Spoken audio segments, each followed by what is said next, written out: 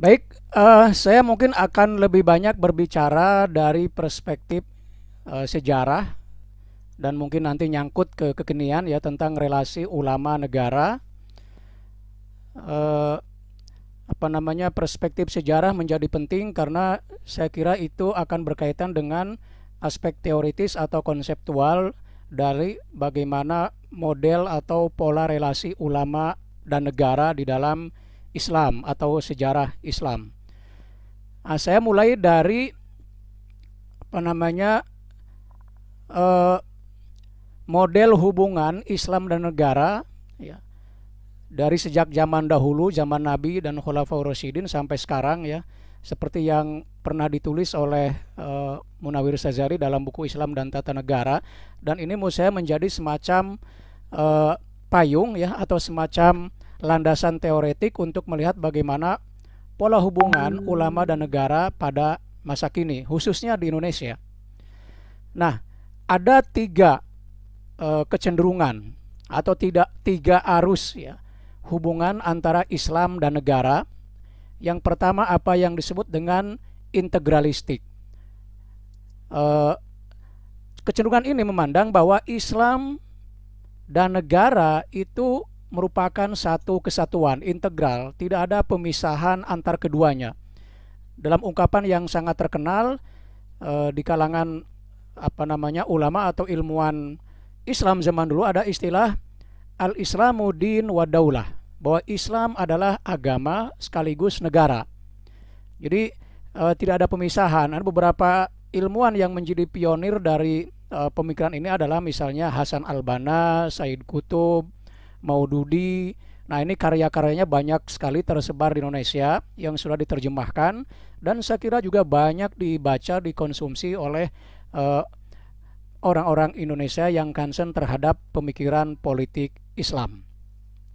Nah, kemudian yang kedua adalah apa yang disebut dengan arus sekularistik. Nah, ini merupakan kebalikan dari yang pertama, memandang bahwa Islam dan negara itu tidak merupakan satu kesatuan, melainkan merupakan dua hal yang berbeda.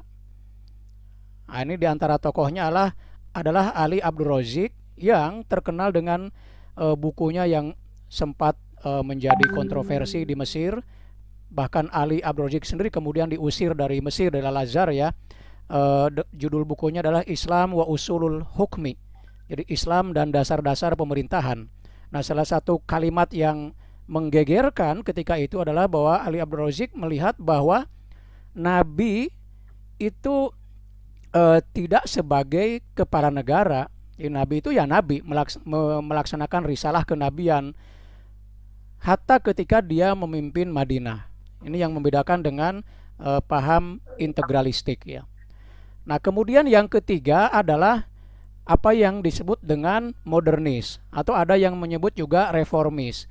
Nah, ini berada di tengah-tengah antar keduanya, bahwa Islam memang tidak merupakan satu kesatuan dengan negara, atau agama dan negara itu tidak merupakan satu kesatuan, tetapi ada nilai-nilai ya, nilai-nilai agama di dalam negara, di dalam politik.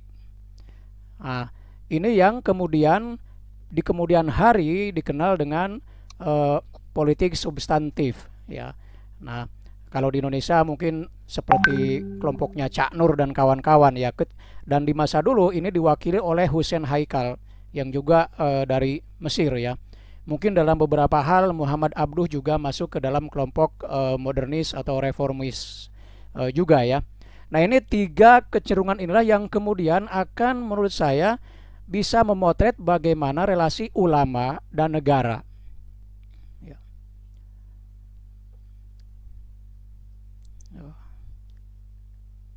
Nah, nah, hubungan ulama dan negara secara historis kita bisa melihatnya dari masa Nabi dan Al-Khulafa Ar-Rasyidun ya. Bahwa sesuai dengan perspektif yang pertama tadi atau kecenderungan yang pertama, bahwa tidak ada pemisahan antara ulama dan negara. Jadi karena Islam dan negara itu tidak ada, atau agama dan negara tidak ada pemisahan, maka konsekuensinya adalah ulama dan negara itu tidak terpisahkan.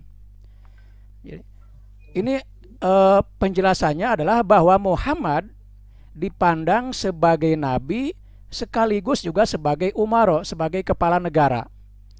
Nah, misalnya nih salah satu buku yang bisa menjelaskan itu adalah karya Said Aqil Siraj, ya, Islam Kebangsaan, Fikih Demokratik Kaum Santri, dan ada beberapa karya saya kira yang mendukung atau yang banyak menjelaskan tentang ini. Jadi di masa dulu memang ulama dan negara itu relatif tidak bisa atau tidak dipisahkan, ya. Nah, salah satu yang saya kutip juga misalnya tulisan Fakhri Ali, tulisan lama di Prisma, ya. Tapi saya kira ini cukup relevan bahwa struktur religio-politik di dalam struktur sosiopolitik suatu masyarakat, dalam konteks ini adalah Madinah, mempunyai daya rentang yang luas mencakup aspek sosial, ekonomi, dan politik. Artinya di sini agama itu sudah mencakup semuanya, syumuliyah dalam bahasa yang sering dikatakan oleh kaum pendukung ini, ya, bahwa semua hal sudah dicakup oleh agama, ya. Karena itu maka ya ulama dengan negara itu merupakan satu kesatuan. Tetapi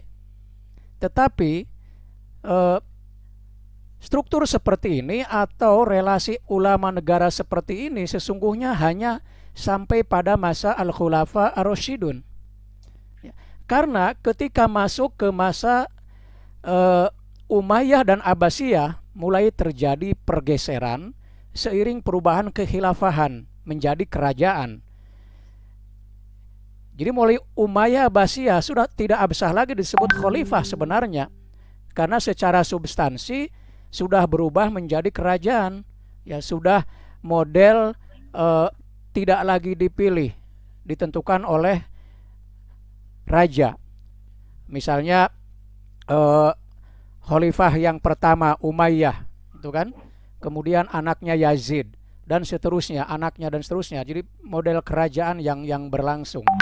Nah, ada satu hal kecenderungan terkait hubungan ulama dan negara, bahwa sejak zaman Umayyah, ulama tidak lagi berada di dalam pusaran politik. Jadi para penguasa, artinya para raja dan para pejabat-pejabat elit politik lainnya adalah para politisi, ya, layaknya zaman sekarang. Jadi misalnya Umayyah dan seterusnya, Yazid, mereka bukan representasi ulama, mereka adalah penguasa. Nah, dan yang menarik adalah kecenderungan ketika itu bahwa para penguasa, ya, para khalifah dan seterusnya itu mencoba mengajak masuk ulama ke dalam kekuasaan dalam rangka untuk memperkuat kedudukan mereka, karena ulama itu bisa menjadi pemberi legitimasi kekuasaan, ya.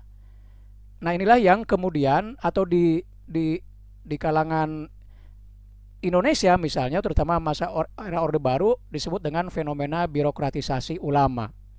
Jadi fenomena ini sebetulnya sudah dimulai sejak zaman Bani Umayyah. Ulama-ulama ditarik ke dalam kekuasaan dalam rangka memberikan legitimasi, ya.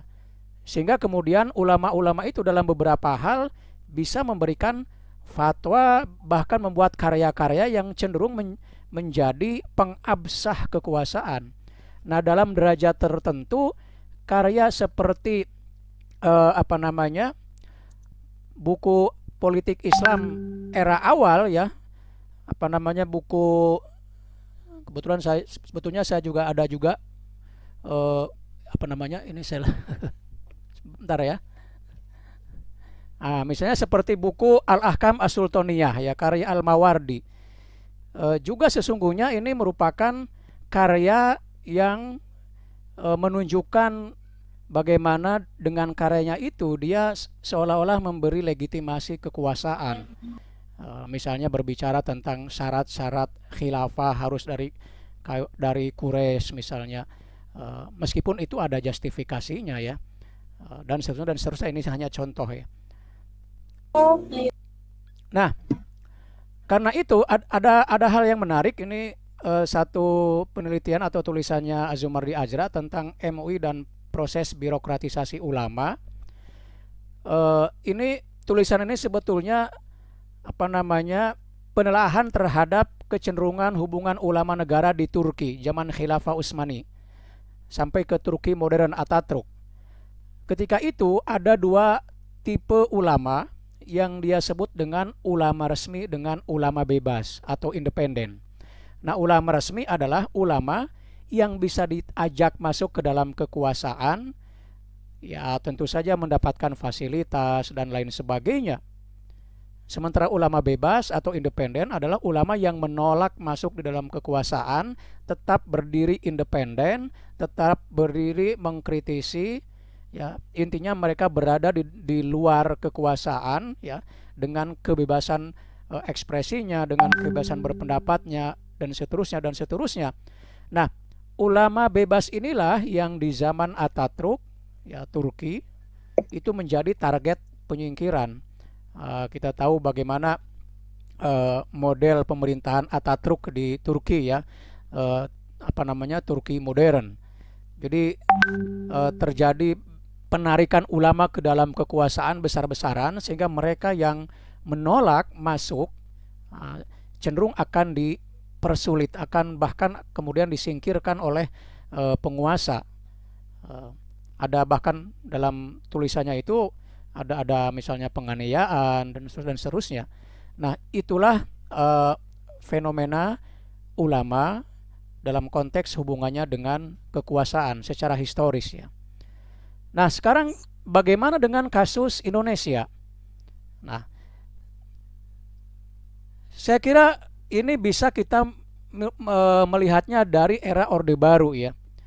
Era Orde Baru, terutama masa-masa awal, itu ada kecenderungan stigmatisasi politik terhadap Islam atau terhadap umat Islam tepatnya, ya.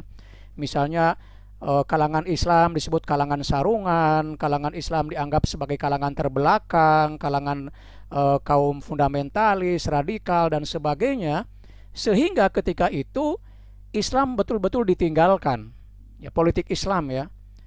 Meskipun pada masa kemerdekaan umat Islam banyak berperan, kalangan ulama ikut berjuang, tapi setelah merdeka mereka relatif ditinggalkan. Ada yang mengibaratkan kalangan Islam itu seperti mendorong mobil yang mogok. Ketika mobil itu sudah berjalan, maka mereka diam, ditinggalkan.